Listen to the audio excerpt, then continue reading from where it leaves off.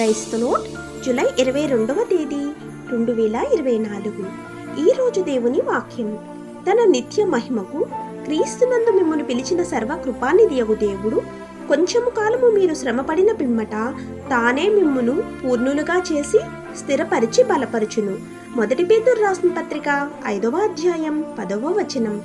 ప్రియమైన సహోదరి సహోదరులారా, మనం శిలువ మీద తన త్యాగపూరిత పనుల్లో ఎన్నడూ పాలు పంచుకోము. క్రీస్తు మాత్రమే మన పాపానికి మూల్యం చెల్లించుకున్నాడు, కానీ మనము ఆయన అవమానంలో భాగస్వామ్యం. ఈరోజు మనం కొంచెం బాధపడవలసి ఉంటుంది. నేడు మనం క్రీస్తు శ్రమలో పాలు పొందవలసి ఉన్నది.